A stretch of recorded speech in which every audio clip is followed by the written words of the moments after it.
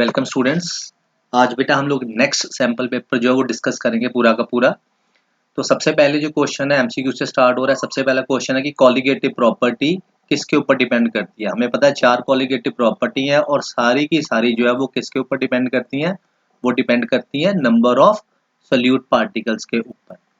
ठीक है, इसलिए इसका आंसर हो गया बी। नेक्स्ट क्वेश्चन है the solubility of gases increases with increase in pressure. तो हमने पढ़ा हुआ है हेनरी लॉ में कि किसी भी लिक्विड के अंदर जो भी गैस डिसॉल्व होती है वो किसके ऊपर डिपेंड करती है कि ऊपर से कितना प्रेशर लग रहा है। ठीक है जी, तो इस वजह से इसका आंसर क्या होगा, मतलब जितना ज्यादा प्रेशर लगाएंगे उतनी उसकी सॉल्युबिलिटी ज्यादा होगी। तो आंसर इज बी। तो नेक्स्ट क्वेश्चन है which of the following solution show maximum depression in freezing point. किसमें सबसे ज्यादा डिप्रेशन होगा। तो देखो हम ऐसे करते हैं, फॉर्मूला लिखते हैं कि एफ इंटू एम।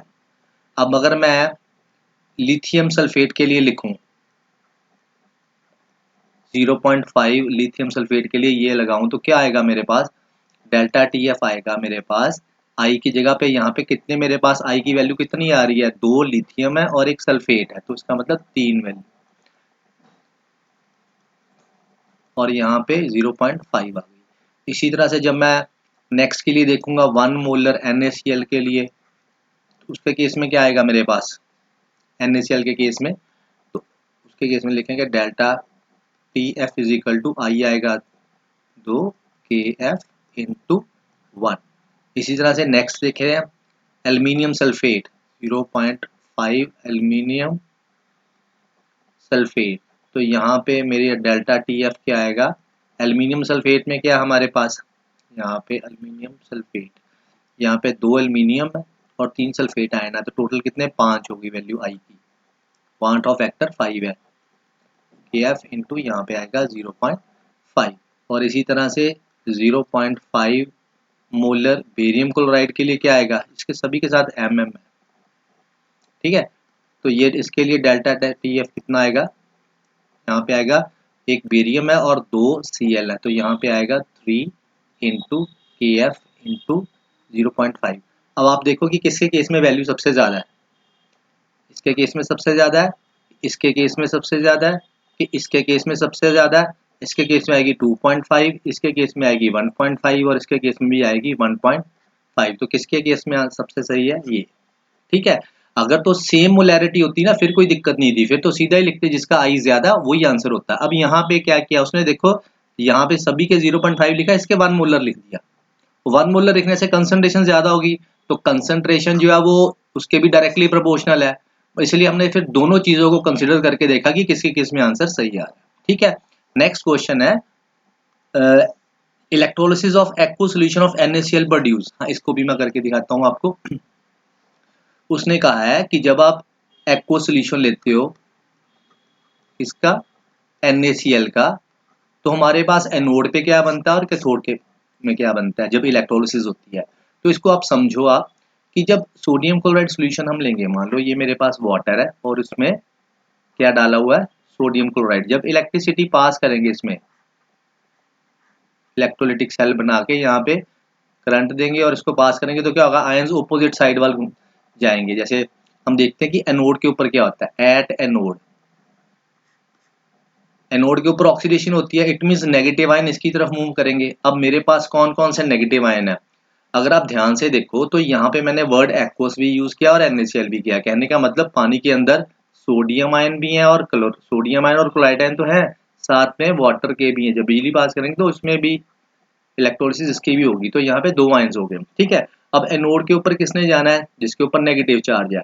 अब दोनों में से कौन जाएगा, अब दोनों में से कौन जाएगा, यहाँ पे जाएगा जिसके ऊपर ज्यादा जिसका ऑक्सीडेशन पोटेंशियल ज्यादा होगा। अब ऑक्सीडेशन पोटेंशियल किसका ज्यादा होता है, वो होता है क्लोरीन का। मतलब कि दोनों में कंपटीशन होगा, दोनों एनायन है, दोनों भागेंगे कि एनोड की तरफ, वहां पे जाके ऑक्सीडाइज हो जाए। अब जिसका ऑक्सीडेशन पोटेंशियल ज्यादा होगा, ये आपको याद रखनी पड़ेगी वैल्यू, कि इसकी ऑक्सीडेशन पोटेंशियल वैल्यू ज्यादा होती है, इसकी कम होती है, तो वहां पे क्या होगा, क्लोराइड आयन जाएगा, वहां पे जाके Cl प्लस इलेक्ट्रॉन बनेगा। इसी तरह और भी वहां पे क्लोराइड आयन जाएंगे, वो भी ऐसे क्लोरीन बनाते जाएंगे और अल्टीमेटली ये आपस में मिलके क्लोरीन प्लस क्लोरीन, वहां पे क्लोरीन गैस जो है वो लिबरेट होगी। और दूसरी तरफ कैथोड के केस में क्या होगा, कैथोड की तरफ कौन जाएगा, कैथोड के ऊपर रिडक्शन होती है, रिडक्शन के लिए जो कैटायन है वो यहाँ पे ऑक्सीडेशन होती है। तो अब इस तरफ क्या होगा, इसमें सोडियम आयन है और यहाँ पे एच आयन है, तो दोनों में कंपटीशन होगा कि कौन वहां पे जाके अपने आप को रिड्यूस करेगा, जिसकी रिडक्शन पोटेंशियल वैल्यू ज्यादा होगी। इसकी रिडक्शन पोटेंशियल वैल्यू होती है 0 और इसकी होती है -2 पॉइंट समथिंग होती है, शायद -2.7 के करीब होती है, या 3.5 होती है, या 2, मतलब होती माइनस में है। तो इसकी वैल्यू ज्यादा है, इसका मतलब यहाँ पे दोनों में से कौन कंपटीशन में जीतेगा, एच आयन। वो जाएगा इसके ऊपर, कैथोड के ऊपर, वहां से उसको इलेक्ट्रॉन मिलेंगे और वो एच में चेंज हो जाएगा। इसी तरह से अनगिनत हाइड्रोजन आयन है, सारे के सारे किसमें चेंज होते जाएंगे, हाइड्रोजन में, और हाइड्रोजन प्लस हाइड्रोजन मिलके क्या होगा, H2 गैस लिबरेट करेगा। कहने का मतलब है एनोड। अच्छा, इस तरफ हमारे पास कौन बच गया था, यहाँ पे हमारे पास बच गया था OH नेगेटिव आयन, और इस तरफ हमारे पास कौन बच गया, कैथोड में दो थे ना, दो का कॉम्पिटिशन था, सोडियम आयन और एच आयन, यहाँ पे सोडियम आयन बच गया था। इसलिए अब सोल्यूशन के बीच में क्या होगा, सोल्यूशन में ये दोनों आपस में मिलकर सोडियम हाइड्रोक्साइड बना देंगे, कैथोड के ऊपर हाइड्रोजन गैस लिबरेट होगी और एनोड के ऊपर क्लोरीन गैस लिबरेट होगी। ठीक है बेटा, समझ लगी होगी आपको। अब देखते हैं नेक्स्ट क्वेश्चन। पेन को ऑफ करना पड़ेगा। अब ये होगा,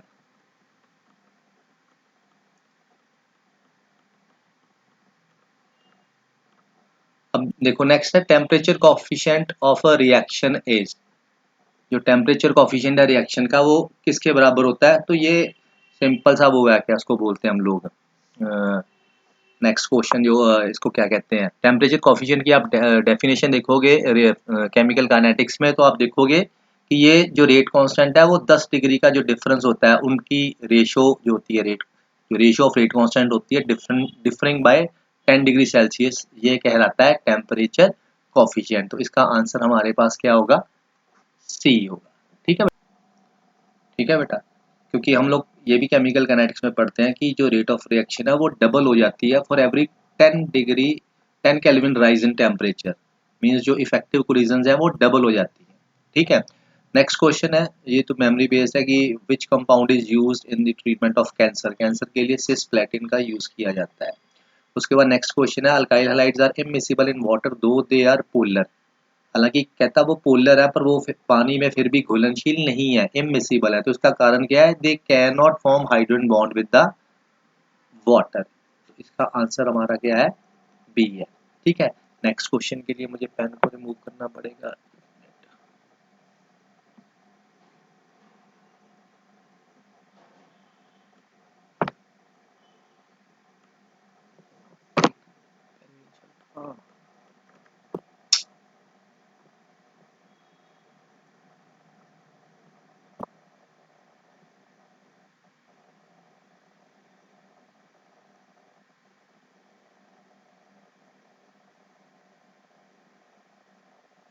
हाँ जी, नेक्स्ट क्वेश्चन हमारे पास है बेटा,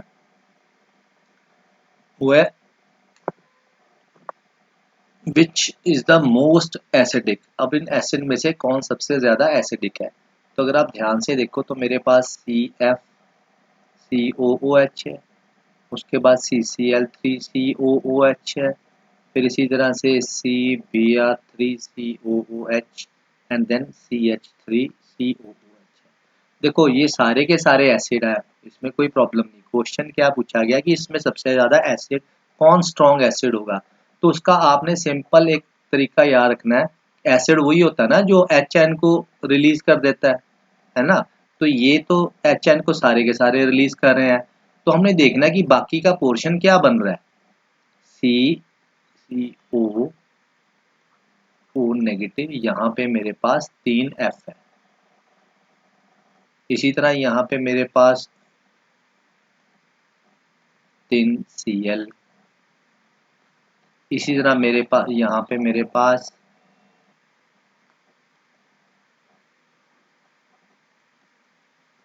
ठीक है, एंड सेम यहीं पे हमारे पास ये है। अब इसको HN छोड़ने के बाद अगर ये मेरा एसिड है तो इनका दूसरी तरफ जो बनता है छोड़ने के बाद जो बाकी का पार्ट बनता है उसे हम लोग बोलते हैं कॉन्जुगेट बेस। तो हमने देखना होता है जितनी कॉन्जुगेट बेस, जितना कॉन्जुगेट बेस क्या होगा, स्टेबल होगा उतनी ही उतना एसिड क्या होगा, स्ट्रॉन्ग एसिड होगा। अब हमने चेक करना है कि कौन सा कॉन्जुगेट बेस जो है वो स्टेबल है। अब आप ये देखो कि नेगेटिव चार्ज है हमारे, ये सारे के सारे एनायन है। अब ये तभी स्टेबल होगा अगर इसका नेगेटिव चार्ज कम हो जाए।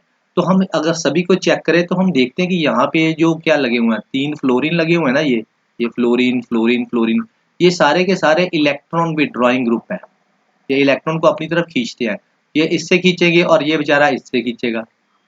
ठीक है, तो ये इससे खींचेगा, तो इससे क्या होगा, इसका नेगेटिव चार्ज जो है वो कम होएगा।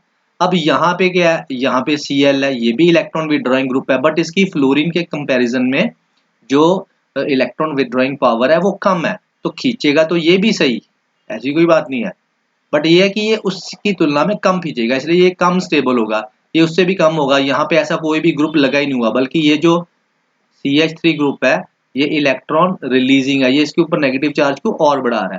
तो हम ये कह सकते हैं कि इन सब में जो ट्राइफ्लोरोएसिटिक एसिड है वो सबसे ज्यादा स्ट्रॉन्ग एसिड है। ठीक है बेटा, नेक्स्ट क्वेश्चन देखते हैं। कार्बोक्सिलिक एसिड जो है वो क्या कह रहा है, कार्बोक्सिलिक एसिड का जो बॉइलिंग पॉइंट है वो ज्यादा होता है किनसे, एल्डिहाइड से, कीटोन से, और इवन अल्कोहल से भी, with comparable molecular mass. Comparable molecular mass. अब इसने ये क्यों बात कही है कि इससे बॉइलिंग पॉइंट ज्यादा जबकि मॉलिक्यूलर मास सेम है, क्योंकि कहीं ना कहीं जो बॉइलिंग पॉइंट है वो, आपने किसी चीज को जैसे बॉयल करना है, मान ये एक लिक्विड है हमारे पास, इसको आपने बॉयल करना, अब ये जल्दी बॉयल होगा या नहीं जल्दी होगा, ये किस चीज के ऊपर डिपेंड करता है, ये जो मॉलिक्यूल्स हैं इनकी आपस में इंटरेक्शन किस तरह की है, सभी की आपस में ये एक तरह से कैसे जुड़े हुए हैं। अगर ये अच्छे तरीके से एक दूसरे के साथ एसोसिएट होके रह रहे हैं तो इनको ज्यादा देर तक हमें हीट करना पड़ेगा ताकि इनके बीच के जो बॉन्ड है वो टूट जाए। ठीक है, अगर ये इनके बीच में आपस में बॉन्डिंग स्ट्रांग नहीं है तो ये जल्दी टूट जाएंगे। और ये जो इनके बीच में जो बॉन्डिंग होती है ना कहीं मॉलिक्यूलर मास के ऊपर भी डिपेंड करती है, क्योंकि मॉलिक्यूलर मास जो है उसके ऊपर डिपेंड करती है वंडरवाल फोर्सेज या इंटरमॉलिक्यूलर फोर्सेज। जितना मॉलिक्यूलर मास ज्यादा होता है उतनी वंडरवाल फोर्सेज ज्यादा है। अगर आपके पास 2 मॉलिक्यूल लिखे हुए हैं जिसका मॉलिक्यूलर मास ज्यादा है तो उसके उतने चांसेस है कि उसका ही बॉइलिंग पॉइंट ज्यादा होगा। अब इसीलिए उसने कहा कि मान लो कि उनका मॉलिक्यूलर मास भी कंपेरेबल है, अब बताओ कि अब इसका क्यों ज्यादा होगा, तो इसका रीजन ये है कि इसमें इंटरमॉलिक्यूलर हाइड्रोजन बॉन्डिंग होती है। अगर आप, मैं इसको बना के दिखाता हूं, जैसे ये है मेरे पास plus HOC double bond O, और ये 2 एसिटिक एसिड के मॉलिक्यूल है, इसको ऐसे बीच में छोड़ दो, तो ये वाला क्या होगा, ये आपस में क्या करते हैं, ऐसे हाइड्रोजन बना के रहते हैं, हाइड्रोजन बॉन्ड बना के, तो ये क्या बन गया, ये एक डाइमर बन गया। तो ये डाइमर होने की वजह से ये मॉलिक्यूल तो पहले जुड़ जुड़ के रह रहे हैं, और ये मतलब कि इतना स्ट्रॉन्ग बॉन्ड होता है कि इसको बहुत मतलब ज्यादा हीट करना पड़ता है इसको तोड़ने के लिए, इस यही कारण है कि इसका बॉइलिंग पॉइंट ज्यादा होता है। तो क्योंकि ये 2 अलग मॉलिक्यूल हैं, जब बॉन्डिंग अलग 2 मॉलिक्यूल के बीच में हो, चाहे वो सेम ही है बट है तो अलग अलग मॉलिक्यूल है, तो उसको बोलते हैं intermolecular hydrogen bonding. Next question है हमारे पास रिएक्शन। तो इसमें आप देखो कि यहाँ से एक H निकल रहा है और यहाँ से Br निकल रहा है। ये जो अल्फा कार्बन है इसके ऊपर जब H की रिप्लेसमेंट करते हैं हेलोजन से तो उसको हम लोग बोलते हैं हेल्महोल्ट्ज-जेलेंस्की रिएक्शन, इसको HVZ रिएक्शन भी बोलते हैं। इस तरह से नेक्स्ट क्वेश्चन करेंगे हम लोग। पेन को हटाना पड़ेगा।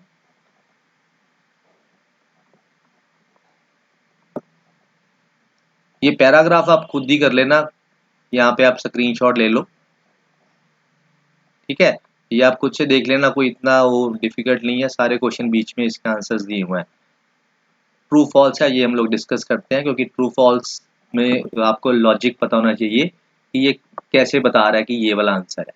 ठीक है बेटा, तो इसमें देखते हैं, सबसे पहला ट्रू फॉल्स में है कि जो क्रिस्टल फील्ड सेपरेटिंग है depend upon the field produced by the ligand and the charge on the metal ion. तो बिल्कुल सही बात है, जो क्रिस्टल फील्ड सेपरेटिंग है मतलब कि जो जैसे ये d ऑर्बिटल है 5, जब ये मेटल के d ऑर्बिटल है, जब लीगेंड इसके पास आएगा अप्रोच करेगा तो ये क्या होता है, इनकी पहले थोड़ी सी एनर्जी बढ़ जाती है, फिर उसके बाद ये स्प्लिट कर जाते हैं। ठीक है, तो अब उसके ये किस चीज के ऊपर, अब स्प्लिटिंग हो गई, अब स्प्लिटिंग जो हुई है वो डिपेंड करता है कि आपका लिगेंड वीक है या स्ट्रॉन्ग है। अगर स्ट्रॉन्ग होगा तो स्प्लिटिंग ज्यादा होगी, अगर वीक होगा तो स्प्लिटिंग जो है वो कम होगी। ठीक है, एक तो मतलब लिगेंड के नेचर के पे डिपेंड करता है। दूसरा उसने क्या कहा हमें कि साइज, जितना मेटल का साइज स्मॉल हो, अब देखो यहाँ पे चार्ज या जितना चार्ज ज्यादा हो, क्योंकि मेटल के ऊपर प्लस चार्ज होता है, जितना चार्ज ज्यादा होगा उतना उसका साइज क्या हो जाएगा, स्मॉल हो जाएगा। तो हम कह सकते हैं कि जितना स्मॉल साइज है उतना ही साइज स्मॉल होने की वजह से लिगेंड की अप्रोच ज्यादा होती है तो स्प्लिटिंग ज्यादा होगी। तो कहने का मतलब है कि जो उसने बात कही है कि क्रिस्टल फील्ड स्प्लिटिंग जो है depends upon the field produced by ligand, बिल्कुल ठीक है। जो ये फील्ड प्रोड्यूस करेगा उसके ऊपर भी डिपेंड करती है, और मेटल आयन के ऊपर कितना चार्ज है, क्योंकि जितना ज्यादा चार्ज होगा उतना साइज छोटा होगा तो स्प्लिटिंग के चांसेस उतने ज्यादा है। तो ये पहले वाला आपकी ऑप्शन का आंसर है ट्रू। दूसरा है benzaldehyde can not undergo Cannizzaro reaction. तो ये इसने जो बात बोली है आपको पता होना चाहिए कि जो कैनिजरो रिएक्शन है,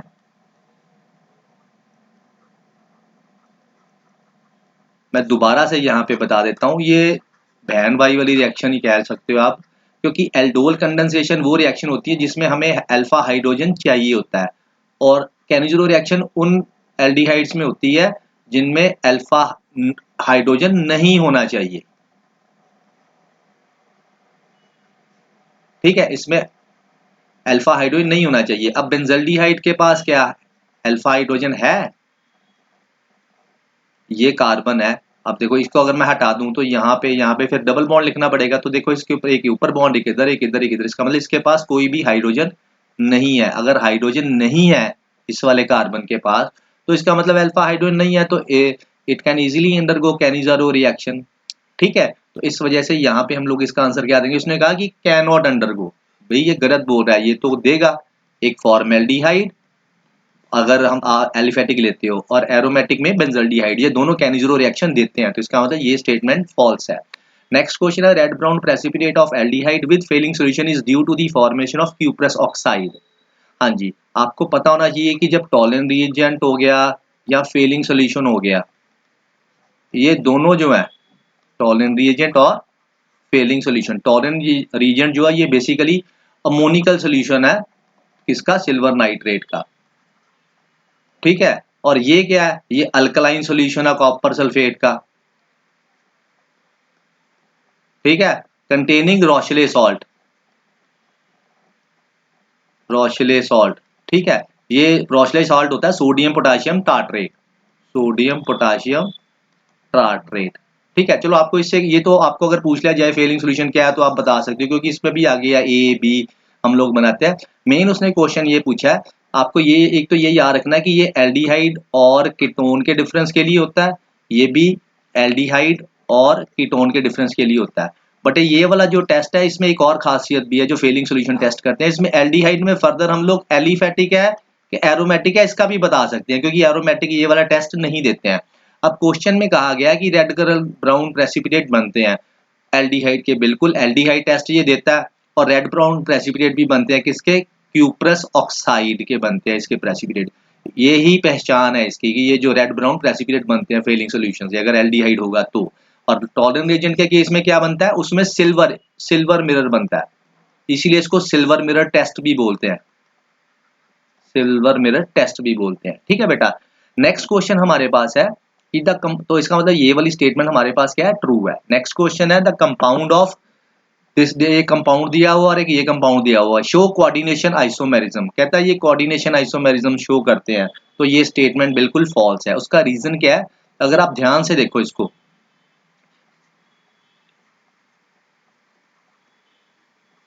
ये मैं कंपाउंड लिख के दिखा रहा हूं आपको NO2। अगर आप मान ये वाला पोर्शन जो है ये है केटायन, ये वाला पोर्शन है एनायन, जब ये टूटेगा तो क्या होगा,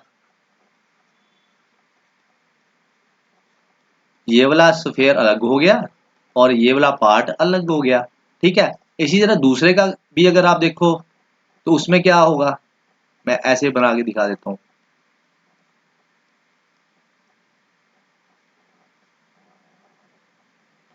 एक ये पार्ट बनेगा ये वाला आयोनाइज होने पर, और एक ये वाला पार्ट बनेगा।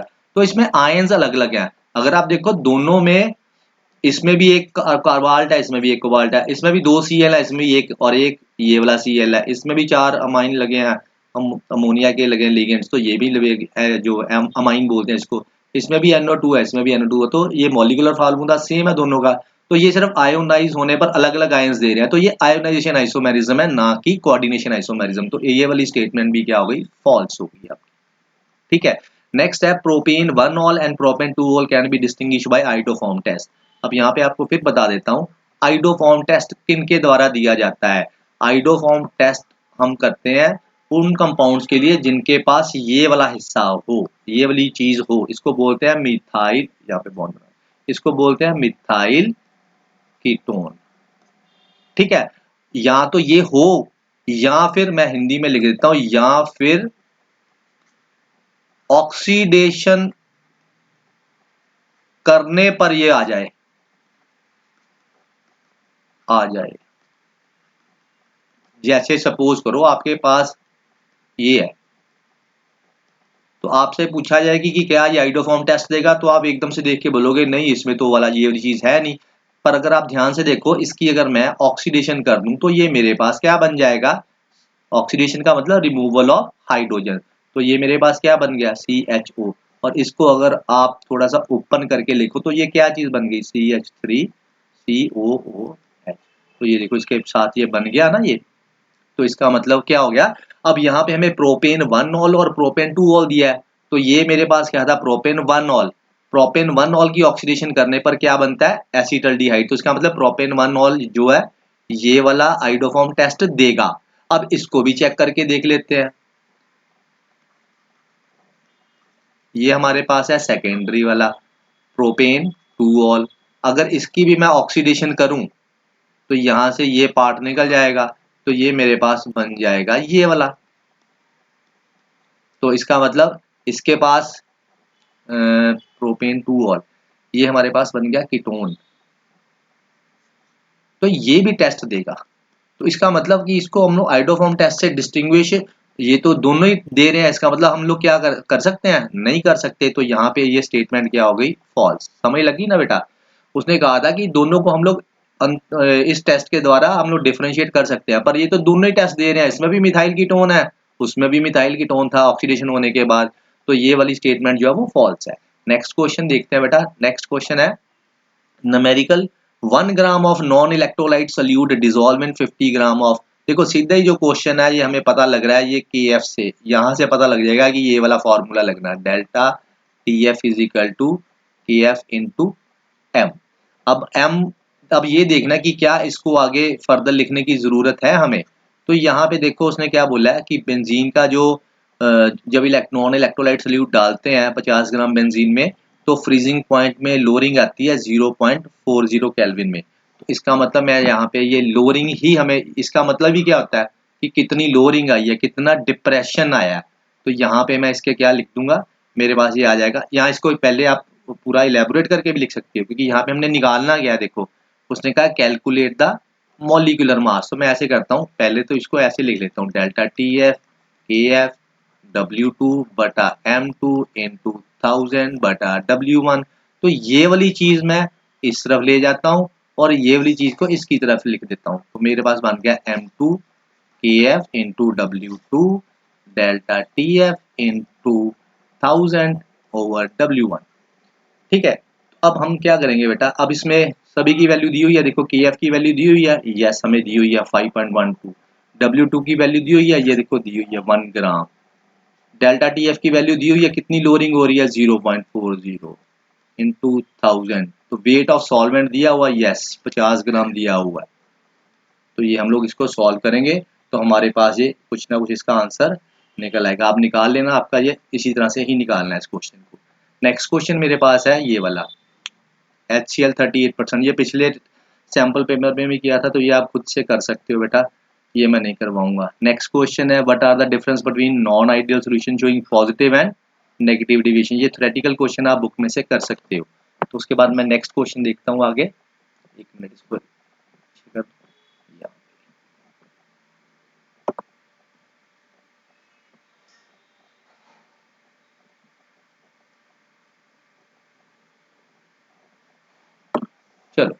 अब देखते हैं नेक्स्ट क्या है हमारे पास, calculate the equilibrium constant Kc for the reaction. अब इस रिएक्शन के लिए इक्विलिब्रियम कांस्टेंट निकालना है।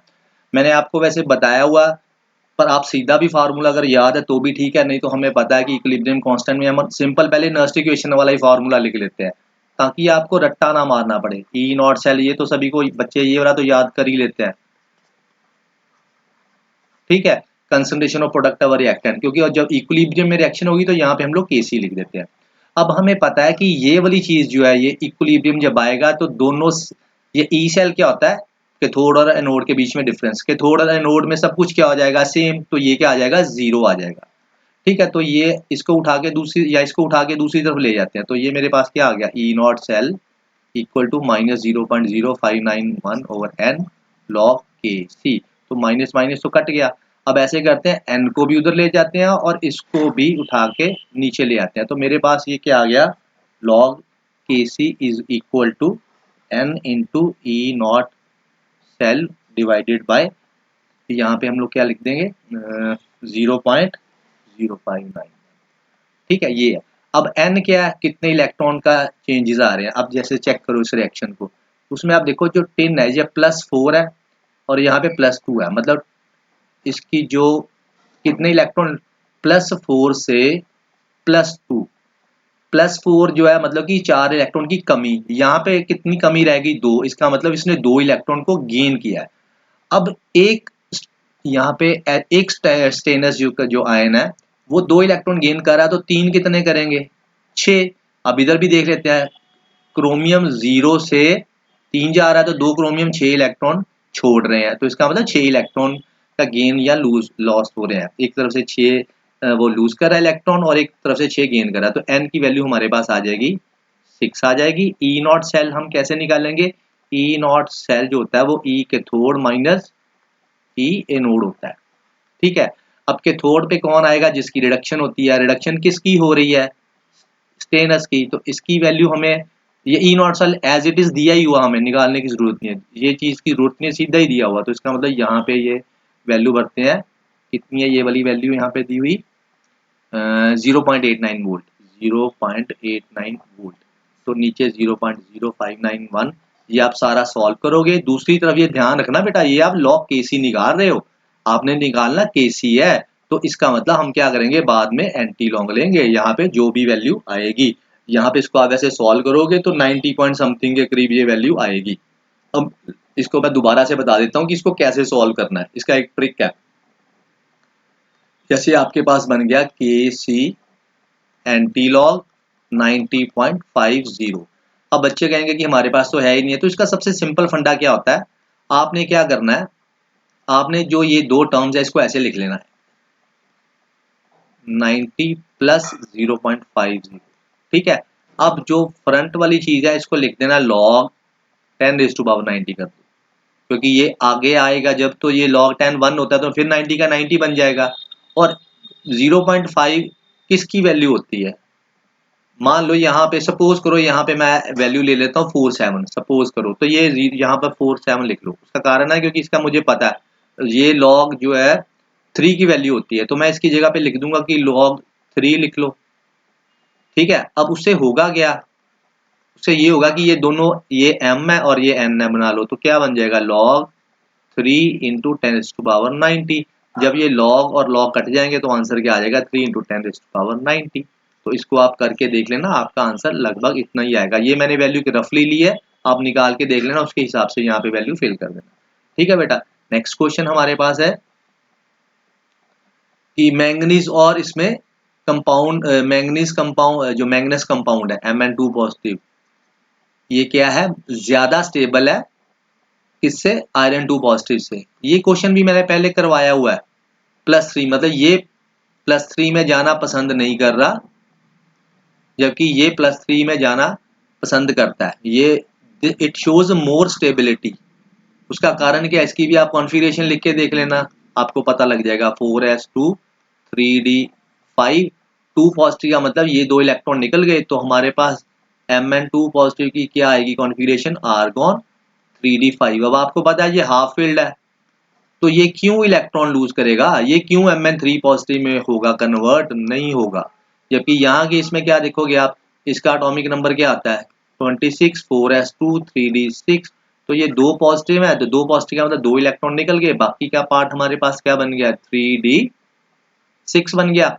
अब आप देखो, अगर इसको ध्यान से देखो तो ये जो 5, 1 2 3 4 5 और 6 है। अब ये आयरन 2 पॉजिटिव है, फेरस आयन।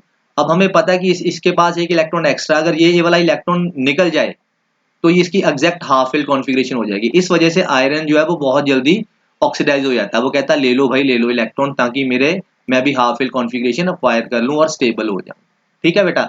इसी तरह से नेक्स्ट क्वेश्चन है निकल टेट्राकार्बोनिल की मैग्नेटिक बिहेवियर के बारे में और शेप के बारे में बताना है। तो ये क्वेश्चन कोऑर्डिनेशन कंपाउंड के ऐसे क्वेश्चंस आते हैं पेपर में, और मुझे लगता है कि इस बार ऐसा क्वेश्चन जरूर आएगा। ठीक है जी।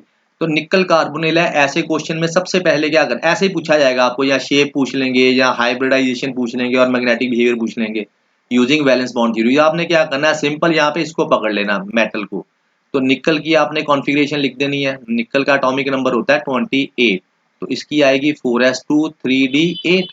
उसके बाद आपने देखना है कि इस कंपाउंड में सबसे पहला स्टेप था कि इसकी कॉन्फ़िगरेशन लिख ली। उसके बाद नेक्स्ट स्टेप है कि इस पे ऊपर कितना चार्ज आ रहा है। तो ये तो न्यूट्रल है, इसका मतलब इसके ऊपर भी कोई चार्ज नहीं है, इसका मतलब कोई भी इलेक्ट्रॉन लूज नहीं होगा, एज इट इज का एज इट इज ही आ जाएगा। अब उसके बाद नेक्स्ट क्या करना है आपने, इसको आप ऐसे करो, इसको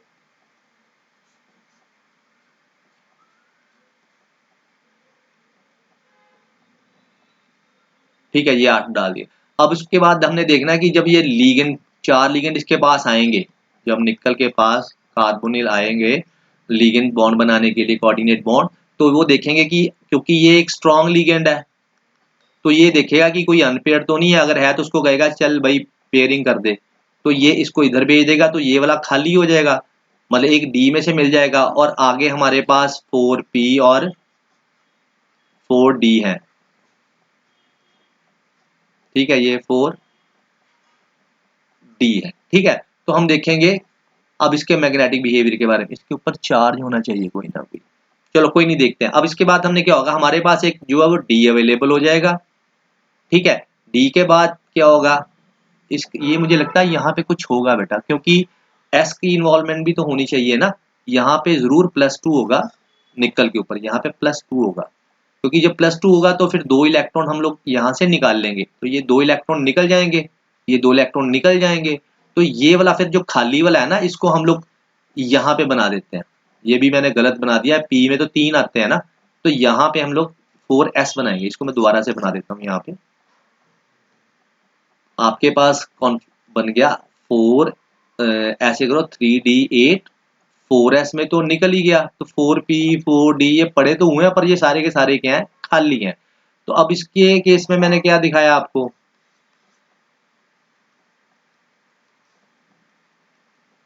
ये आपका हो गया 4s, ये हो गया 4p। अब क्योंकि जो जब सायानाइड आए, सॉरी कार्बोनिल आएगा, तो it is a strong ligand, बहुत स्ट्रॉन्ग लिगेंड है। ये क्या करता है, ये अगर अनपेयर्ड इलेक्ट्रॉन उनको बोलता है कि आप पेयरिंग करो, मेरे के लिए जगह खाली छोड़ दो, तो ये इधर चले जाएंगे इलेक्ट्रॉन, तो ये जगह खाली हो जाएगी। तो एक यहाँ पे सायानाइड कार्बोनिल आगे लग जाएगा, एक यहाँ पे कार्बोनिल लग जाएगा, एक यहाँ पे लग जाएगा, और एक यहाँ पे लग जाएगा, तो 4 हो गए। तो एक डी की इन्वॉल्वमेंट हुई, एक एस की हुई, और 2 पी के हुए, तो हमारे पास ये DsP2 बन गया। मतलब कि 4 ऑर्बिटल यूज हो रहे हैं, 4। तो ये इसकी शेप कैसी होगी, स्क्वायर प्लेनर होगी। एक चीज ध्यान रखना, 4 ऑर्बिटल के केस में जब 4 कोऑर्डिनेशन नंबर हो, मींस 4 लिगेंड आ रहे हो, तो यहाँ तो टेट्राहेड्रल होती है या स्क्वायर प्लेनर होती है। अगर तो डी की इन्वॉल्वमेंट हो रही है तो स्क्वायर प्लेनर है, अगर डी की इन्वॉल्वमेंट नहीं होती, सिंपल sp3 होता, तो फिर वो टेट्राहेड्रल होनी थी। दूसरी बात, उसने शेप तो पता लगी स्क्वायर प्लेनर है। मैग्नेटिक बिहेवियर में हमने क्या देखना है कि यहाँ पे कोई अनपेयर्ड इलेक्ट्रॉन है भाई, पहले तो था, पर इसने आके क्या कर दिया, पेयरिंग करवा दी, तो अब उसके बाद तो कोई नहीं बचा। तो due to the absence of unpaired electron it will be diamagnetic in nature. ठीक है बेटा। उसके बाद इसी तरह से नेक्स्ट क्वेश्चन है कि आपको फिनोल से पिक्रिक एसिड बनाना है। फिनोल होता है ये, और पिक्रिक एसिड के लिए क्या करते हैं हम लोग, नाइट्रिक एसिड और concentrated nitric acid then concentrated sulphuric acid डालते हैं। ठीक है, तो ये क्या करता है, इसमें नाइट्रेट आयन की कंसंट्रेशन ज्यादा होती है, इसमें से ये बनता है इलेक्ट्रोफाइल, ये वाला। अब क्योंकि ये क्या है, OH जो है इट इज इसका प्लस आई इफेक्ट है, प्लस एम इफेक्ट है, ठीक है। ये अपने इलेक्ट्रॉन्स अंदर भेजता है, जिसके कारण ऑर्थो और पैरा के ऊपर ये दोनों पोजीशन ऑर्थो होती हैं, क्योंकि जो भी फंक्शनल ग्रुप प्रेजेंट होता है उसकी नेक्स्ट पोजीशन को ऑर्थो बोलते हैं। तो इस तरफ से अगर जाओगे तो ये भी नेक्स्ट है, इस तरफ से चलोगे तो ये भी नेक्स्ट है, तो ये दोनों ऑर्थो है और ये पैरा है। तो ये क्या होता है कि इसके ऊपर इलेक्ट्रॉन डेंसिटी बहुत ज्यादा होती है, इसलिए यहाँ पे जो इलेक्ट्रोफाइल आता है ये तीनों जगह पे लग जाता है। हाँ, अगर आप डिल्यूट लेते हैं फिर वो एक जगह पे लगता, ठीक है। तो ये NO2 यहाँ भी लग जाता है, यहाँ भी लग जाता है और यहाँ भी लग जाता है। तो ये जो 2,4,6 ट्राई नाइट्रोफिनोल है, इसी को बोलते हैं पिक्रिक एसिड, और ये बहुत ही ज्यादा एक्सप्लोसिव होता है, ठीक है। इट इज वेरी एक्सप्लोसिव, ठीक है। नेक्स्ट है हमारे पास कन्वर्ट फिनोल टू फिनोल्फिलीन। अब फिनोल में क्या होता है, ये देखो, फिनोल्फिलीन के लिए आप नाम से यहाँ से थोड़ा सा याद रख सकते हो। यहाँ पे हमने थैलिक एनहाइड्राइड लेना है, थैलिक एनहाइड्राइड। चलो मैं बना के भी दिखा देता हूँ, ये थैलिक एसिड से बनेगा बेसिकली। ये मेरे पास है थैलिक एसिड, यहां से एक H और यहां से OH निकलेगा। तो ये वाला जो बॉन्ड है, ये वाला, ये क्या करेगा, ये ऑक्सीजन ये इलेक्ट्रॉन लेके इसके पास आ जाएगा। तो ये थैलिक एसिड है, तो यहां से क्या बन जाएगा मेरे पास, थैलिक एनहाइड्राइड बन जाएगा। इसी थैलिक एनहाइड्राइड को हम लोग यूज करते हैं फिनोल्फिथलीन बनाने के लिए। अब फिनोल्फिथलीन में देखो, एक तो ये वाला चीज ले लिया, अब थैलिक एनहाइड्राइड मैंने निकाल लिया, अब मेरे को एक फिनोल भी चाहिए। तो यहाँ पे ये इस तरह से रिएक्शन होती है, मैं आपको दिखा देता हूँ करके। COO, अब दूसरी तरफ हमने क्या करना है, फिनोल, ठीक है, ये फिनोल है,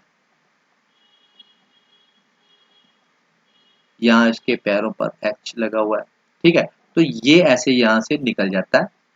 अब ये क्या निकल रहा है, अब ध्यान से देखो, वाटर निकल रहा है। अब वाटर निकल रहा है, इसका मतलब इसके लिए मुझे कोई डिहाइड्रेटिंग एजेंट यूज करना पड़ेगा। डिहाइड्रेटिंग एजेंट कौन सा होता है, सल्फ्यूरिक एसिड, ये बड़ा जबरदस्त डिहाइड्रेटिंग एजेंट है। तो मेरे पास ये वाला प्रोडक्ट जो है वो बन जाएगा, इसी को हम लोग बोलते हैं फिनोल्फिथलीन, जो कि लैब में एज ए इंडिकेटर यूज होता है।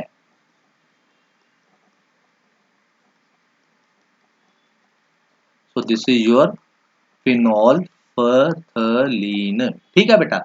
अब नेक्स्ट देखते हैं, नेक्स्ट क्वेश्चन है हमारे पास कि फिनोल का बॉइलिंग पॉइंट टोल्यूमेन से ज्यादा होता है। मैंने अभी बताया कि बॉइलिंग पॉइंट कब ज्यादा होता है, जब कोई लिक्विड है, जब उसके मॉलिक्यूल के बीच में बहुत ज्यादा एसोसिएशन है, बहुत स्ट्रॉन्ग बॉन्डिंग है, तब उस केस में बॉइलिंग पॉइंट ज्यादा होगा। अब आपको वो क्वेश्चन में खुद ही बता रहा है कि इसका बॉइलिंग पॉइंट ज्यादा है, तो हमने क्या करना है, उसी की बात को कहना, हाँ जी जी इसका ही ज्यादा है, क्योंकि इसमें बॉन्डिंग स्ट्रांग होती है। इसमें कौन सी होती है, इसमें हाइड्रोजन बॉन्डिंग होती है, इस वजह से ये इसका बॉइलिंग पॉइंट जो है वो ज्यादा है, ठीक है बेटा।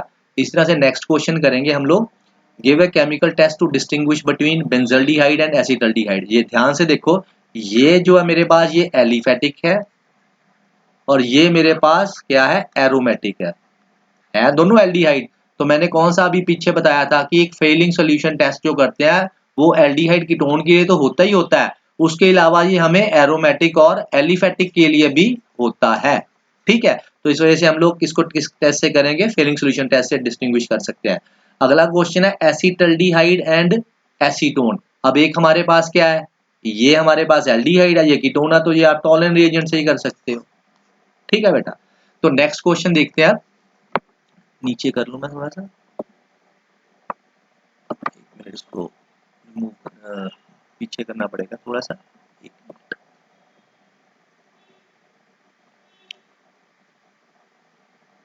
हाँ जी, अब देखो इसमें क्या करना हमने, अब इसमें देखो आप, नेक्स्ट क्वेश्चन हमारे पास है chloroacetic acid is stronger acid than acetic acid. ये तो हम ऊपर करके आए हैं ऑलरेडी, है ना। मैंने क्या कहा था कि आपके पास दो एसिड हैं, तो दोनों एसिड में से क्वेश्चन ये पूछा गया कि कौन सा एसिड तगड़ा है।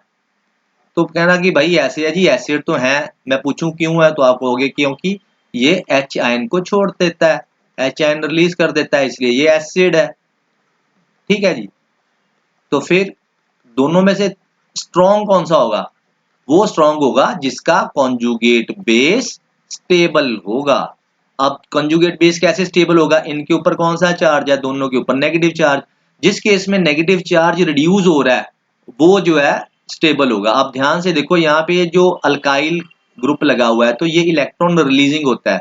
यहाँ पे जो ये लगा हुआ है ये इलेक्ट्रॉन विड्रॉइंग ग्रुप है, माइनस आई इफेक्ट है इसका। तो इसका मतलब ये वाला ज्यादा स्टेबल है, ये वाला कम स्टेबल है। तो हम कहेंगे क्लोरोएसिटिक एसिड जो है वो स्ट्रॉन्गर एसिड है compare to acetic acid. Next question हमारे पास है बेटा कि although amino group is orthopara directing in aromatic electrophilic substitution reaction, aniline on nitration gives substantial amount of meta nitroaniline. Why? कहता थोड़ी सी अमाउंट, ये मैं बताता हूँ आपको क्या है। देखो आपको बड़ा ये अगर कॉन्सेप्ट पता होगा तभी आप ये कर सकते हो क्वेश्चन। ये देखो NH2, अब हमें पता है कि ये जो ये वाला ग्रुप है ना इसका प्लस सम इफेक्ट है, ठीक है। ये अपने जो लोन पेयर है ना ये रिंग के अंदर भेज देता है, ठीक है, जिसके कारण इसको मैं रब कर देता हूँ, ऐसे लिख लेता हूँ। तो जिसके कारण क्या होगा, ये यहाँ पे आ जाएगा, ये वाला इलेक्ट्रॉन पेयर, ये बॉन्ड यहाँ पे शिफ्ट हो जाएगा, ये यहाँ पे शिफ्ट हो जाएगा। कहने का मतलब है कि ये जो ग्रुप लगा हुआ है ये ऑर्थो एंड पैरा डायरेक्टिंग है, ठीक है। मतलब ऑर्थो और पैरा के ऊपर इलेक्ट्रॉन क्लाउड जो है वो बढ़ा रहा है, इलेक्ट्रॉन रिच कर रहा है उस वाली जगह को। तो इसलिए जब भी कोई इलेक्ट्रॉन डेफिशिएंट आएगा, कोई भी इलेक्ट्रोफाइल आएगा तो वो इजीली उसको पता है कि यहाँ पे मैंने अटैक करना है, ठीक है। अब वो क्या कह रहा है कि aniline on nitration gives a substantial amount of Meta nitro aniline. कहता है जब हम नाइट्रेशन करते हैं, अभी मैंने बताया था आपको नाइट्रेशन में हम लोग क्या करते हैं, नाइट्रेशन में नाइट्रिक एसिड और सल्फ्यूरिक एसिड लेते हैं। ये दोनों एसिड ही क्यों लेते हैं, क्योंकि सल्फ्यूरिक एसिड हमारी हेल्प करता है नाइट्रिक एसिड में से इलेक्ट्रोफाइल जनरेट करने के लिए। क्योंकि अगर आप ध्यान से देखो तो ये होता है नाइट्रिक एसिड है, इसमें एक और वो यहाँ पे लग रहा है, ठीक है। मैं इसको चलो ऐसे चला देता हूँ। अब यहाँ सल्फ्यूरिक एसिड से जो H आएगा तो ये क्या करेगा, ये जो लोन पेयर है ये इसको दे देगा। तो क्या होगा फिर आप खुद देखो, यहाँ पे हमारे पास HO, इसके ऊपर प्लस चार्ज आ जाएगा और बाकी एज इट इज का एज इट लिख दिया मैंने। अब ये क्या है, ये हमारे पास ध्यान से देखो इसके ऊपर प्लस चार्ज है तो ये इस तरफ से इलेक्ट्रॉन को खींचेगा तो ये यहाँ से निकल जाएगा और मेरे पास क्या बन जाएगा, ये इलेक्ट्रोफाइल बन जाएगा। ये इलेक्ट्रोफाइल अब इसको क्या चाहिए, इसको चाहिए इलेक्ट्रॉन रिच स्पीसीज। तो ये भागा भागा जाएगा तो उसको ये कहाँ पे अटैक करेगा, यहाँ पे और यहाँ पे। पर अब क्वेश्चन उसने बड़ा मजेदार किया है, कहता है कुछ अमाउंट हमें जो मेटा नाइट्रो एनिलीन के भी मिलती है। अब वो क्यों मिलती है, मिलनी तो हमें ऑर्थो पैरा वाली चाहिए, वो भी साथ में क्यों बनता है। उसका रीजन ये है कि ये जो सल्फ्यूरिक एसिड है ये HIN है, मतलब एसिड है। और यहाँ पे जो ये वाला ग्रुप है NH2, मैं यहाँ पे दोबारा से बता देता हूँ, यहाँ पे बता देता हूँ। अब ये हमें ये भी पता है कि जो एनिलीन का लोन पेयर होने के कारण ये बेस का भी काम कर रहा है। तो ये जो H आयन है ये इसके ऊपर भी अटैक कर देते हैं। उसके कारण क्या होता है, ये एनिलीनियम आयन बन जाता है हमारे पास NH3 पॉजिटिव।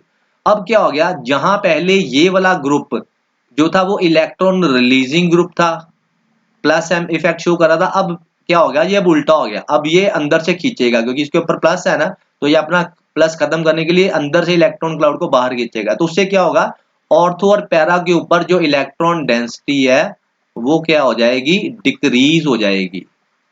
और यहाँ पे कुछ भी नहीं होगा, सिर्फ उसका असर कहाँ पे जाता है, ऑर्थो और पैरा पे। अगर बढ़ती है तो भी ऑर्थो पैरा पे, अगर कम होगी तो वो भी ऑर्थो और पैरा पे। तो अब यहाँ पे तो कम होगी, यहाँ पे कुछ भी नहीं हुआ, इसका मतलब यहाँ पे इनकी तुलना में तो ज्यादा है ना, इसलिए फिर नाइट्रो जो ग्रुप है, जो इलेक्ट्रोफाइल है, वो फिर मेटा पोजीशन के ऊपर आकर लग जाता है। इसलिए हमें सब्सटेंशियल अमाउंट में मेटा नाइट्रो एनिलीन जो है वो मिलता है। नेक्स्ट क्वेश्चन है, what is meant by the denaturation of protein. जब प्रोटीन अपनी नेचर को खो देता है, अपनी बायोलॉजिकल एक्टिविटी को खो देता है, when it is subjected to some external stress like temperature बढ़ा देते हैं, तो वो अपनी बायोलॉजिकल एक्टिविटी को खो देता है, उसी को बोलते हैं डीनेचर। उसने अपनी नेचर को ही खो दिया। नेक्स्ट क्वेश्चन है कि can a nickel spoon be use to stir a solution of copper sulphate. कि क्या कॉपर सल्फेट सोल्यूशन में हम लोग निकल स्पून से उसको, जैसे मान लो ये आपके पास एक क्या है सॉल्यूशन पड़ा हुआ किसका, कॉपर सल्फेट का, कॉपर सल्फेट का। अब क्वेश्चन है कि क्या हम उसको निकल स्पून से स्टर कर सकते हैं। इसका बड़ा ही आसान क्वेश्चन तरीका है इसको करने का, आंसर तो हमें पहले बाद में पता लग जाएगा। वो क्या है, आपने देखना है कि इसमें आयन की फॉर्म में कौन सा है। जो भी मेटल सोल्यूशन फॉर्म में है वो इट मींस आयन फॉर्म है। यहाँ पे लिखा मैंने कॉपर सल्फेट है, पर मुझे पता है कि यहाँ पे कॉपर आयन सोल्यूशन में और सल्फेट आयन है, जबकि ये निकल जो है ये तो सॉलिड है। ठीक है, अब आपने देखना है कि जो आयनिक फॉर्म में है उसकी इलेक्ट्रोड पोटेंशियल ज्यादा है या कम। इसकी ज्यादा है और इसकी कम है। तो अब क्या होगा, जिसकी रिडक्शन पोटेंशियल वैल्यू ज्यादा, रिडक्शन पोटेंशियल वैल्यू जिसकी ज्यादा होगी ना, वो क्या करेगा, वो इलेक्ट्रॉन को छीनेगा, दूसरे से खींच लेगा। ठीक है, तो अब क्या होगा, ये कहेगा कि मेरे ऊपर तो प्लस चार्ज है, मींस मेरे पास डेफिशिएंसी है, मैं तगड़ा हूं, मेरी रिडक्शन पोटेंशियल वैल्यू ज्यादा है, और तुम जो बिल्कुल सॉलिड स्टेट में यहाँ पे घूम फिर रहे हो, मेरे पास आके मेरे को चिढ़ा रहे हो, तो ये क्या करेगा, जो कॉपर है ना इसके ऊपर अटैक करके इससे इलेक्ट्रॉन छीन लेगा। कहने का मतलब है निकल जो है, अगर मैं निकल का स्पून लेकर इसको इसके सॉल्यूशन को स्टर करने की कोशिश करूंगा तो ये आपस में क्या कर जाएंगे, रिएक्ट कर जाएंगे, क्योंकि इनमें रिएक्शन जो है वो हो जाएगी। ठीक है बेटा, इसी तरह से नेक्स्ट क्वेश्चन आप देखो, define coordination number. Coordination number क्या होता है, स्क्वायर, ये जो कोऑर्डिनेशन एंटिटी होती है इसके अंदर, जैसे ये नीचे एक एग्जांपल देख लेते हैं, तो यहाँ पे एक ये लिगेंड लगा हुआ है, ए अमोनिया के कितने हैं यहाँ पे जो अमाइन है, ये 5 लिगेंड लगे हुए हैं, तो टोटल 6 लिगेंड है ना। तो मेटल के साथ यहाँ पे जितने भी लिगेंड लगे होंगे, A B C D, D2 लिख दिया मान लो, तो 1 2 3 तो और 2 ये हो गए 5, तो यहाँ पे हम क्या बोलेंगे, यहाँ पे 3 लिख देता हूँ, तो ये क्या हम बोलूंगा, इसका कोऑर्डिनेशन नंबर क्या है, 6 है। मतलब मेटल के साथ जितने लिगेंड इस स्क्वायर ब्रैकेट के अंदर होंगे वो क्या कहलाता है, कोऑर्डिनेशन नंबर। ठीक है, उसके बाद है Hinsberg test for the primary degree. अब हिंसबर्ग टेस्ट में हम लोग, हमें पता ही है हिंसबर्ग क्या होता है, this is benzene sulfonyl chloride. ठीक है, ये हम लोग क्या करते हैं, प्राइमरी मीन के साथ इसकी रिएक्शन करवाते हैं और ये इसके साथ लग जाता है, बाद में इसको NaOH में हम लोग डालते हैं तो ये उसमें घुल जाता है, मींस ये प्राइमरी मीन जो है वो इसके साथ टेस्ट देता है। ठीक है बेटा, नेक्स्ट क्वेश्चन हमारे पास थ्रेशोल्ड एनर्जी और एक्टिवेशन एनर्जी क्या होती है। देखो बेटा, तो मैं आपको एक सिंपल से एग्जांपल बताने की कोशिश कर रहा हूँ। सपोज करो ये मेरे पास यहाँ पे एनर्जी है, यहाँ पे प्रोग्रेस ऑफ रिएक्शन है। ठीक है, ये मेरे पास रिएक्टेंट है, ये मेरे पास प्रोडक्ट है, ये मैंने ग्राफ बनाया। ठीक है, अब ग्राफ में ये बीच में एक लाइन डाल दी, कहने का मतलब है जब ये रिएक्टेंट इसको क्रॉस कर जाएंगे ना तो वे प्रोडक्ट में चेंज हो जाएंगे। अब ये जो एनर्जी है इतनी पहले से ही रिएक्टेंट के, वो उनकी अपनी एनर्जी है। अब ये जो बैरियर को क्रॉस करने के लिए एनर्जी चाहिए वो हमें देनी पड़ती है, उसको हम लोग बोलते हैं एक्टिवेशन एनर्जी। क्लियर है, activation energy is the amount of energy जो कि रिक्वायर्ड होती है so that reactant can converted into the product. अब ये दोनों एनर्जी को अगर मिला दी जाए, मतलब ये वाला हिस्सा और ये वाला हिस्सा, तो ये टोटल जो होती है वो थ्रेशोल्ड एनर्जी कहलाती है। ठीक है जी, तो ये होगी हमारी थ्रेशोल्ड एनर्जी और एक्टिवेशन एनर्जी। नेक्स्ट क्वेश्चन देखते हैं हम लोग,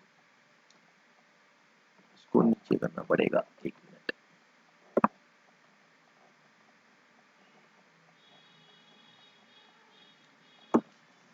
अब ये वाला क्वेश्चन देखते हैं बेटा, इसमें क्या है हमारे पास, conductivity of this molar solution. Moles पर लीटर का मतलब क्या है कि ये मोलैरिटी है, हमारे पास मोलैरिटी दी हुई है 0.001।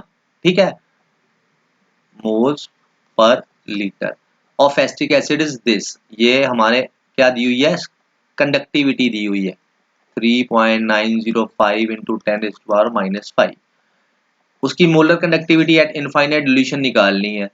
अब कैसे निकालेंगे, इनफाइनाइट डिल्यूशन के लिए molar conductivity at infinite dilution किसकी निकालनी है, एसिटिक एसिड की। तो कॉलरिश लॉ के अकॉर्डिंगली ये हमारे पास किसके इक्वल होता है, एसीटेट आयन, मतलब इन आयंस की जो कंसंट्रेशन है उसको हम लोग ऐड कर लेंगे, इसकी मोलर कंडक्टेंस को ऐड कर लेंगे जो इन्फिनिटी पे है, तो इसकी वैल्यू भी मुझे दी हुई है ये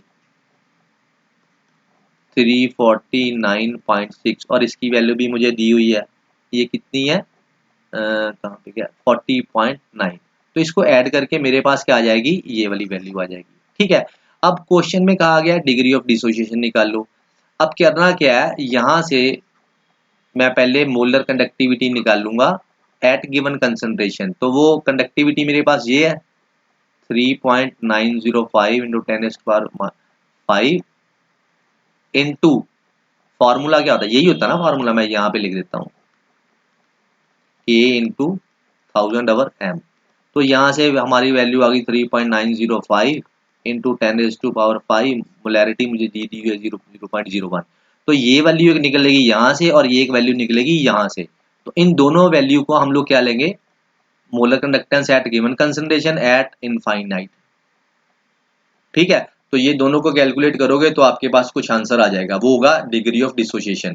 अब यहाँ पे क्वेश्चन में पूछा, अगर आपको परसेंटेज पूछी है तो आपने बाद में 100 से मल्टीप्लाई कर देना। ठीक है बेटा। नेक्स्ट क्वेश्चन है हमारे पास रेजिस्टेंस, क्या निकालना है, क्या इसमें molar conductivity solution, calculate molar conductivity. Molar conductivity अभी मैंने बताया, इसका फार्मूला था K इंटू 1000/m। ये क्या चीज है, इसको निकालने के लिए अलग फार्मूला है 1/r इंटू L/A। तो यहाँ पे मेरे को रेजिस्टेंस कितनी दी हुई है, रेजिस्टेंस 75 ओम दी हुई है, लेंथ कितनी दी हुई है 1.8, एरिया कितना दिया हुआ है 3.6। तो डेसिमल डेसिमल कट गया, ये 2 से कट गए, तो ये मेरे पास 1/50 आ गया। उसके बाद मैं करूंगा, ये मेरे पास K की वैल्यू आ गई, अब ये वैल्यू को मैं यहाँ पे पुट कर दूंगा। M की वैल्यू कितनी दी हुई है, ये दी हुई है 0. इसकी वैल्यू क्या मुझे दी हुई है 0.25। तो ये तीनों को सॉल्व कर लोगे आप तो आपका आंसर आ जाएगा। नेक्स्ट क्वेश्चन आपके पास है, first order reaction is 20% complete in 10 minutes. तो 70% के लिए कितना टाइम लगेगा। देखो सिंपल है, इसमें आप पहले जब भी ऐसे सम दें जिसका मतलब पहले K आपने निकाल लेना 2.303 over 10 minutes into log percentage वाले सम में आपको मैंने बताया था पहले भी कि जब परसेंटेज वाला कोई भी सम हो तो उसका मतलब A को आपने हमेशा 100 मानना है। तो X क्या हो जाएगा 20, तो इसको कैलकुलेट करके आपके पास क्या आ जाएगा 3/10 लॉग 100/80। ये कट गया, 2 चौके और 2 5, तो 5/4 आ गया। तो इसको आप सारे को सॉल्व कर लोगे तो आपके पास कुछ ना कुछ तो वैल्यू आएगी। मान लेते हैं कि इसकी वैल्यू आ गई y, मान लो। तो इसका मतलब जब मैं 75% के लिए निकाल लूंगा तो 2.303, अब नीचे पहले के इधर था, अब के मैंने इधर लिख दिया उसके हिसाब से, क्योंकि यहाँ पे टाइम दिया था तो के निकाल लिया, यहाँ पे रेट कांस्टेंट तो कांस्टेंट ही रहना है, तो इस वजह से कांस्टेंट यहाँ पे भर दिया और अब टाइम इसके लिए निकाल लेना।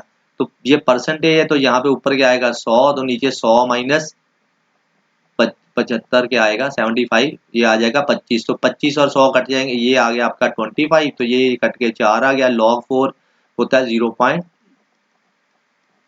ये जो वैल्यू निकली होगी ये यहाँ पे नीचे फिल कर देनी है यहाँ पे, और यहाँ पे मेरे पास log 4 आ गया। log 4 की वैल्यू भी मुझे पता है 0.6020 ये होती है। तो ये फिल करके आप आंसर निकाल सकते हो।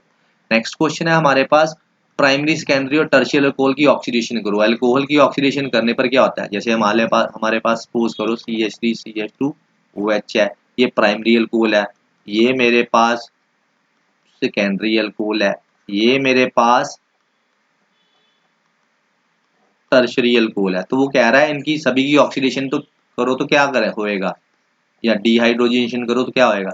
इसके कि देखो ऑक्सीडेशन का मतलब removal of hydrogen, removal of hydrogen. तो यहाँ पे ये मेरे पास बन जाएगा CH3CHO, ये बन गया CH3CO, मतलब यहाँ पे एल्डिहाइड बन गया, यहाँ पे मेरे पास कीटोन बन गया, और यहाँ पे मेरे पास ये बनेगा आइसोब्यूटाइल। ठीक है बेटा, ये बन जाएगा आइसो, यहाँ पे 3 लिख दो, ये आइसोब्यूटाइलिन बनता है इसके केस में। नेक्स्ट है हमारे पास हाइड्रोबोरेशन ऑक्सीडेशन। हाइड्रोबोरेशन ऑक्सीडेशन क्या है, मान लो आपके पास अल्कीन है, हाइड्रोबोरेशन ऑक्सीडेशन में क्या लेते हैं हम लोग, डाइबोरेन लेते हैं प्लस अल्कलाइन हाइड्रोजन परऑक्साइड लेते हैं। वैसे तो इसको याद रखने का तरीका बड़ा जबरदस्त है, आपको भूलेगा भी नहीं। जब भी हाइड्रोबोरेशन ऑक्सीडेशन करनी है, हालांकि इसका मैं तरीका भी बता देता हूं, बट सिंपल वे क्या है, आप ऐसे दिमाग में सोचो, reaction is like we are adding water using anti-Markovnikov rule, anti-Markovnikov rule, and Markovnikov rule क्या कहता था कि negative part of the attacking reagent goes to that carbon atom around the double bond which has less number of hydrogen atom।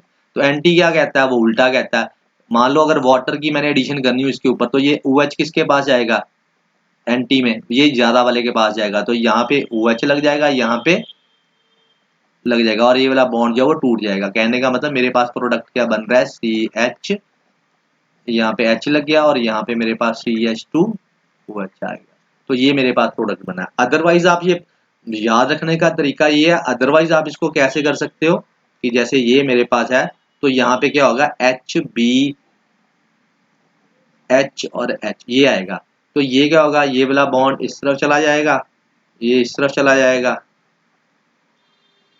ठीक है, ये लगेगा, फिर इसी तरह से फिर एक और अल्काइल ग्रुप आएगा, फिर वो लगेगा, फिर लगेगा, फिर ऐसे 3 स्टेप करने के बाद फिर अल्कलाइन हाइड्रोजन पेरोक्साइड डालते हैं, तो ये अल्टीमेटली बना के अल्टीमेटली रिजल्ट यही आना है। तो इसका मतलब आप शॉर्ट में इसको ऐसे याद रख सकते हो कि जैसे इसमें पानी की एडिशन हो रही है using anti Markovnikov rule. Next question हमारे पास है coupling reaction. Coupling reaction already हमने पहले भी की हुई है, रेमर डायमंड नहीं की हुई, वो मैं करवा देता हूँ। रेमर डायमंड रिएक्शन में क्या होता है, फिनोल जो है वो सैलिसिलिक एसिड में कन्वर्ट होता है। तो इसमें हम लोग कैसे करते हैं, जैसे मैं आपको बताता हूँ, CHCl3 plus KOH 340 kelvin temperature, तो यहाँ से H और यहाँ से Cl निकल जाएगा, तो मेरे पास प्रोडक्ट क्या बनेगा, ये तो एज इट इज फिनोल का फिनोल है, यहाँ पे क्या हो गया, यहाँ पे बन गया ये Cl। अब इसमें मैं एक्वस KOH डालूंगा, ये आपने हेलोल्केन्स में पढ़ा हुआ है, एक्वस क्या करता है, सब्स्टिट्यूशन, मतलब Cl उतर जाएंगे और OH उनकी जगह पे लग जाएंगे, इसके आगे चाहे 2 लिख लो आप, ठीक है। तो मेरे पास प्रोडक्ट में क्या बन जाएगा, यहाँ पे CH और यहाँ पे OH बन गया, और यहाँ पे भी OH लग गया। अब एक चीज हमेशा याद रखो कि एक कार्बन के ऊपर 2 OH कभी भी नहीं हो सकते, अगर हैं तो फिर उसमें से वाटर जो है वो निकल जाएगा, ये अनस्टेबल होता है, ठीक है, और ये वाला बॉन्ड यहाँ पे शिफ्ट कर जाएगा, तो हमारे पास प्रोडक्ट क्या बनेगा, ये यहाँ पे CHO बन जाएगा, तो ये मेरे पास बन गया सैलिसल्डिहाइड, ठीक है। अगर आप यहाँ पे CCl4 लेते तो फिर यहाँ पे COH बनना था, वो सैलिसिलिक एसिड बनना था, ठीक है बेटा। अब नेक्स्ट क्वेश्चन क्या है, हिंसबर्ग, ये मैं ऑलरेडी आपको करवा चुका हूँ। तो बाकी 5 नंबर वाले क्वेश्चन जो है वो आप खुद भी कर सकते हो, क्योंकि ये सारे थ्योरेटिकल क्वेश्चन हैं। मैं एक बार नीचे देख कर बताता हूँ कौन कौन से क्वेश्चन है। कि MnO4 मेरे ख्याल से अब सिलेबस में नहीं है। लेंथेनाइड कॉन्ट्रैक्शन आप ऑलरेडी कर चुके हुए हो। लेंथेनाइड कॉन्ट्रैक्शन में क्या होता है कि जब भी हम लेफ्ट से राइट की तरफ जाते हैं लेंथेनाइड सीरीज से में, तो साइज कॉन्ट्रैक्ट होता है। साइज क्या होता है, कॉन्ट्रैक्ट का मतलब डिक्रीज होता है साइज। वो क्यों होता है, due to poor shielding effect of 4f orbitals, ठीक है, ये इसका एक मेन रीजन है। उसके बाद कॉज हो गए, फिर इसके कॉन्सिक्वेंसेस बता देने हैं कि हम बेसिसिटी बता सकते हैं कि किसकी कम है किसकी ज्यादा है। उसके बाद सैंड नेमिंग रिएक्शंस आ गई। नेमिंग रिएक्शन में सैंडमेयर रिएक्शन और गैटरमैन रिएक्शन दोनों की दोनों मैंने आपको ट्रिक भी बताए हुए हैं इनको याद रखने के। अगर आपने सिंपल सॉल्ट लिया है तो सैंडमेयर है, अगर पाउडर लिया है तो वो गैटरमैन रिएक्शन है। बनना दोनों में क्या है, रिंग के ऊपर ये चीज उतर जाएगी, यहाँ पे Cl लग जाएगा, ठीक है। अगर आप Br लेते हो तो Br यहाँ पे लग जाएगा, ये बाहर निकल जाएगा नाइट्रोजन गैस के फॉर्म में। बल्क शाइमन रिएक्शन में क्या होता है, यहाँ पे हाइड्रोफ्लोरिक एसिड लेते हैं, तो इसमें क्या होगा, यहाँ पे रिंग के ऊपर जस्ट क्या होगा, फ्लोरीन लग जाएगा, मीन्स फ्लोरोबेंजीन बन जाएगा। यहाँ पे क्लोरोबेंजीन। अगर यहाँ पे आप क्यूप्रस ब्रोमाइड और HBr लेते हो तो फिर ब्रोमोबेंजीन बन जाएगा, ठीक है। ऑलमैन रिएक्शन में क्या होता है, ये आइडोबेंजीन के केस में होती है, वो उसी तरह से कपलिंग होती है कॉपर की रेंज में, और हमारे पास डाइफिनाइल बनता है।